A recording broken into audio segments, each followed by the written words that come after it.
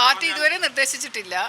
എനിക്ക് താല്പര്യമില്ല, ഒന്നും നടന്നിട്ടില്ല. എനിക്ക് വലിയ താല്പര്യം, എനിക്കിനിയിപ്പോൾ ഒരു മത്സരത്തിന് ഒരു തിരഞ്ഞെടുപ്പിൽ മത്സരിക്കാൻ താല്പര്യമില്ല. കാരണം ഇതൊരു താഴെ തട്ടിലുള്ള ഒരു അനുഭവം, ഏറ്റവും കൂടുതൽ പ്രവർത്തിക്കാനുള്ള ഏറ്റവും താഴത്തെ ഒരു അനുഭവം എനിക്ക് കിട്ടി എന്നുള്ളതിൽ ഞാൻ സന്തുഷ്ടയാണ്. ഇവിടുന്ന് തുടങ്ങി എന്നുള്ളതിൽ ഞാൻ ഹാപ്പിയാണ്. ഇനിയിപ്പോൾ ഈ ശാസ്തമംഗലം വാർഡ് ഞാനൊരു മെച്ചപ്പെട്ട വാർഡാക്കി മാറ്റിയെടുക്കട്ടെ 5 വർഷം കൊണ്ട്. അതാണ് എൻ്റെ താല്പര്യം. ഇതാണ് ചാരിതാർത്ഥ്യം.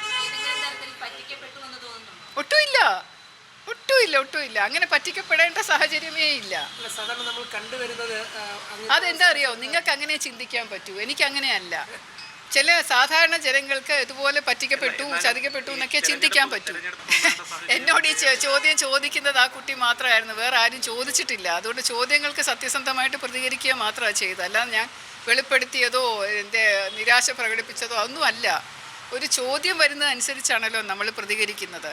അപ്പോൾ ഈ ഒരു ചർച്ചയുടെ ഇടയിൽ കൂടെ ആ കുട്ടി വളരെ നിഷ്കളങ്കമായിട്ട് തുറന്നൊരു ചോദ്യം ചോദിച്ചു, അതിന് ഞാൻ പ്രതികരിച്ചു. എൻ്റെ പ്രതികരണം സത്യസന്ധമായിരുന്നു. അത് ഇങ്ങനെയാണ് സംഭവിച്ചത്, എനിക്കതിൽ നിരാശയില്ല, ഞാൻ അംഗീകരിക്കുന്നു എന്ന് പറഞ്ഞതിൽ പിന്നെ നിരാശ കണ്ടെത്തിയതും പ്രതിഷേധം കണ്ടെത്തിയതും ഒക്കെ നിങ്ങളാണ്.